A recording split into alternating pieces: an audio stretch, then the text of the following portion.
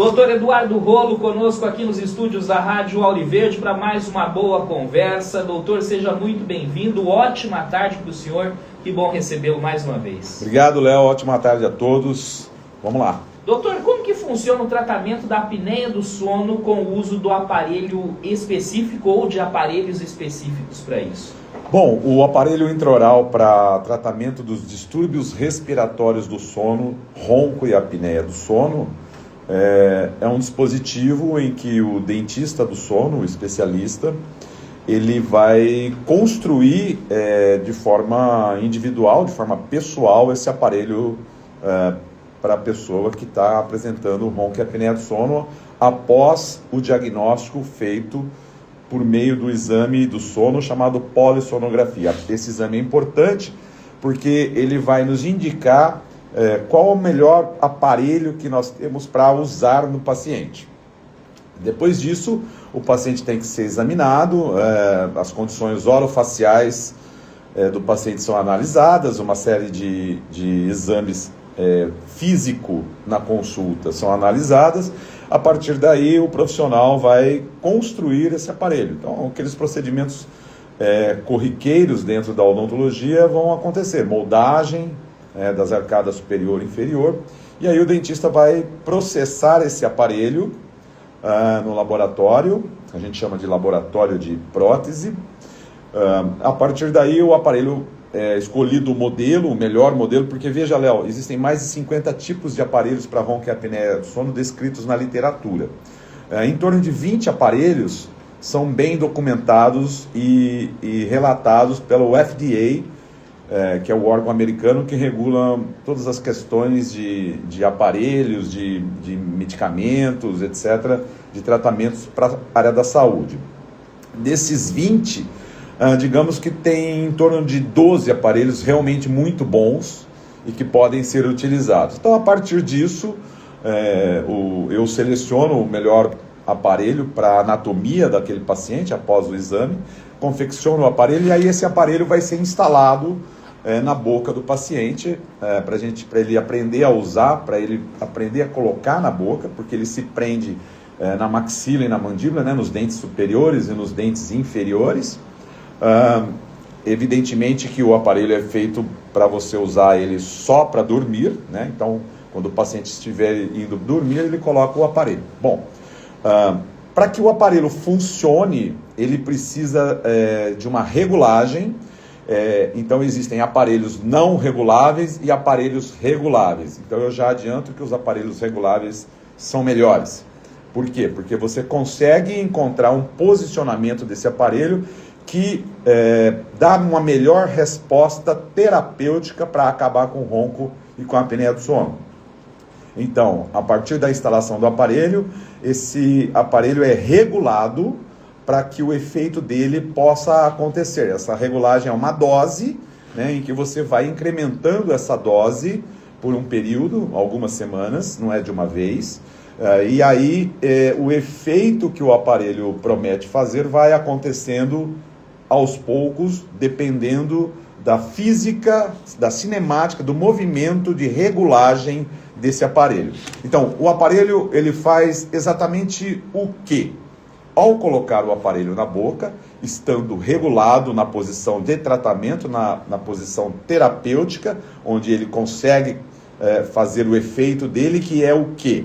É manter a via aérea superior, a via aérea orofaringiana, que é a via aérea superior, que é o tubinho, aquela gargantinha ali atrás por onde o ar passa, é manter essa via aérea aberta. Como que ele faz isso? Ele, ao colocar o aparelho na boca, ele está preso nos dentes, a mandíbula, a parte inferior fica fixa, porque a mandíbula é que mexe, a maxila não mexe. Então, a mandíbula fica fixa numa posição mais para anterior, mais para frente, e com isso a musculatura da via aérea sofre dois efeitos. Esse efeito local do esticamento, e com isso a musculatura estica a via aérea, e a via aérea, a gargantinha, fica aberta. Ao fazer isso, os mecanos receptores nervosos da região da via aérea, os nervinhos, mandam uma informação para o cérebro percebe o esticamento, pela essa ativação dos mecanos receptores nervosos, e com isso o cérebro melhora o tônus muscular da via aérea, fazendo com que o padrão de tonicidade da musculatura fique mais ou menos parecido com o indivíduo acordado ou quando o indivíduo não tinha ronco e não tinha apneia ainda. Então, o aparelho ele tem dois efeitos principais: esse local mecânico, de esticar a musculatura, e o efeito central cerebral. Olha que interessante, o aparelho bucal intraoral tem um efeito central para melhoria do tônus muscular que está diminuído, que relaxa a musculatura quando o paciente está dormindo, e essa interação neuromuscular é a principal, é a patogênese fundamental do ronco e apneia do sono. Então o aparelho intraoral, ele muda a patogênese fundamental do distúrbio respiratório do sono, ronco e apneia do sono. Agora, doutor, ainda dentro dessas questões... Ficou claro, Léo? É meio...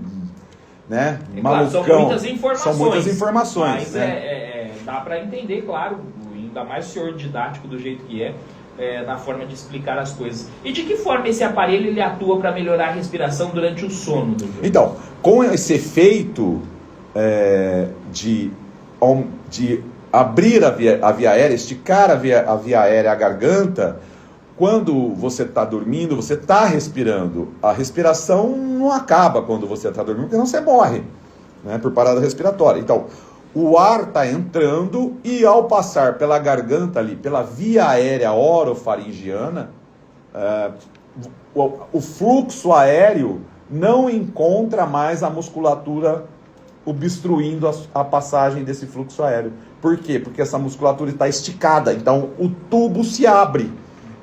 Está esticada, o tubo se abre e o tônus muscular está melhor, porque a informação elétrica central melhorou o tônus, então o fluxo aéreo vai passar e não vai bater nas paredes da musculatura. Com isso, essa musculatura não vai fechar, então não faz apneia. E como a obstrução não é mais nem parcial, ela já é aberta, o ar não bate na musculatura mais, e com isso essa musculatura não vibra mais e você não tem mais ronco. Então ele melhora a respiração durante o sono por aumentar... Aliás, eu estou me lembrando hoje, porque eu recebi um convite e tal, e essa imagem da abertura que o aparelho faz na via aérea é a imagem da minha tese de doutorado há 25 anos atrás. Então é isso, ele melhora a passagem do ar pela via aérea. Com isso, você não tem mais obstrução parcial, que é o ronco, e nem obstrução total, que é a apneia do sono. Agora, doutor, o ronco é sempre um sinal de apneia ou pode ter outras causas? Não, o ronco, ele é um sinal e sintoma de apneia do sono. O indivíduo que ronca tem uma chance muito alta, acima de 80%, de ter apneia também. Mas é possível que você tenha... só ronco, ou seja, a sua via aérea só tem obstrução parcial, não chega a fechar totalmente, então você não tem apneia do sono. Porém, Léo, desde 2008 para cá, nós sabemos, a literatura e os especialistas em distúrbios do sono sabem que você não precisa ter mais nada além de ronco, você não precisa ter nenhum outro tipo de fator de risco para doenças cardiovasculares, como, por exemplo, diabetes, triglicéridos, colesterol, inflamação em geral, gengivite, sedentarismo, fumante, estou me lembrando assim rapidamente. Então, você não precisa não ter nada disso. Se você tiver só ronco, desde 2008 para cá, a literatura mundial científica mostra que só o ronco é fator de risco para você sofrer acidente vascular cerebral, AVC, derrame. Então, só o ronco causa aumento da mortalidade nas pessoas. Agora, doutor, quais são os riscos para a saúde quando a apneia ou o ronco eles não são tratados devidamente? Os riscos, eu acabei de falar um risco cardiovascular importante. Você pode ter pressão alta a partir de não tratar o distúrbio respiratório do sono. Você pode ter, por exemplo, prejuízo cognitivo, alterações centrais, envelhecimento precoce do cérebro, provavelmente antecipando ou até sendo gatilho mesmo para uma demência mais precoce ou principalmente doença de Alzheimer. Além disso, você pode ter problemas, por exemplo, de controle glicêmico no diabético, de controle da pressão arterial, você pode ter prejuízos no sentido de transtornos de humor, você pode ter condições psiquiátricas que podem surgir, como depressão. Além disso, você tem uma baixa qualidade no seu desenvolvimento profissional, no sentido de você não se desenvolver totalmente dentro das suas potencialidades, né? Você tem 6 a 7 vezes mais chance de se envolver em acidente de trânsito ou de trabalho, que as pessoas não falam isso, né?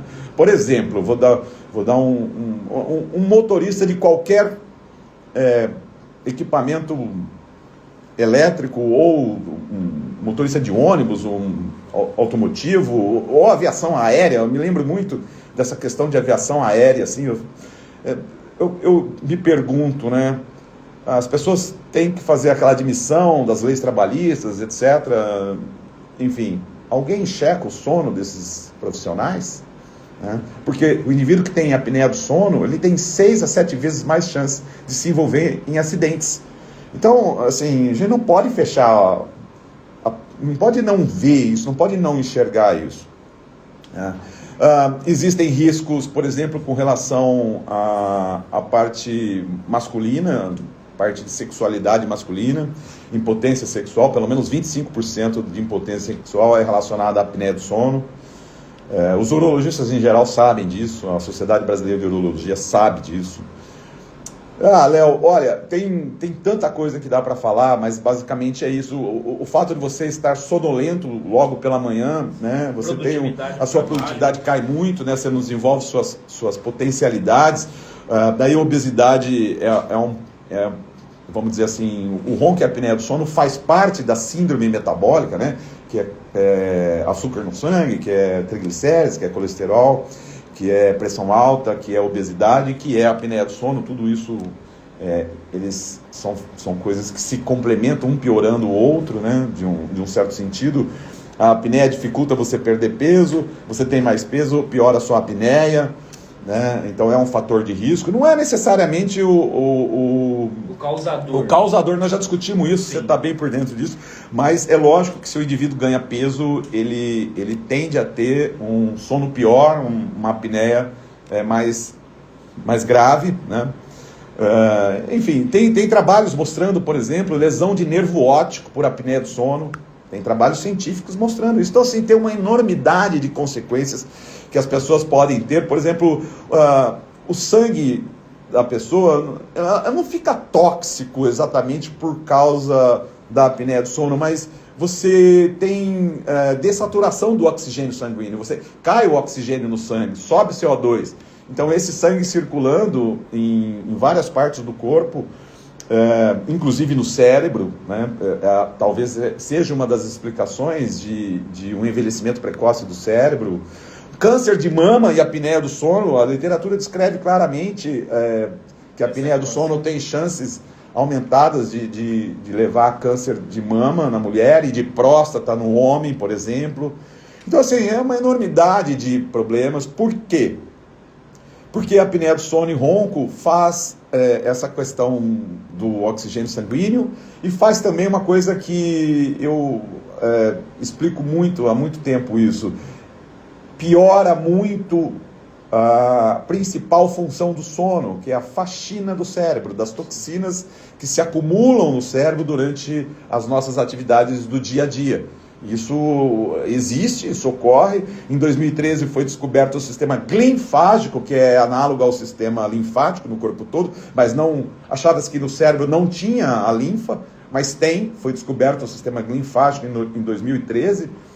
Eu tenho até uma aula sobre isso, de microscopia, que mostra esse sistema, que é para limpar o cérebro, mas ele não é bem feito se você tem ronco e apneia do sono, se você tem sono fragmentado e dorme mal. Então, assim, as consequências de apneia do sono, de ronco e apneia do sono, são enormes. Agora, doutor, para a gente finalizar, Existe pessoa predisposta a ter apneia do sono? Quem está mais sujeito a isso? Sim, existe por alterações morfológicas da anatomia de face, da anatomia maxilomandibular, da anatomia geral da face da pessoa. Existem algumas classificações, né? Mas de qualquer maneira, Léo, 60%, 50% da população adulta tem ronco e apneia do sono, tem distúrbios respiratórios do sono. Então isso é uma herança familiar, genética, e esse é o principal risco, né? Então a pessoa não é necessariamente culpada por roncar, né? Indivíduos, por exemplo, de maior risco são aqueles que têm uma maxila, uma mandíbula pequena, mais retraída, mas às vezes você tem a caixa craniana até bem estabelecida, bem desenvolvida, mas você tem a questão central, que é uma herança também. A anatomia é uma herança familiar, né, do pai e da mãe, mas a questão no cérebro é que na região que controla esses músculos da via aérea, você tem ali um gatilho para algum momento da sua vida, geneticamente, o genezinho se ativa e a musculatura passa a relaxar muito. Isso está estabelecido na Associação Americana do Sono desde 1996, 97, 98, 99.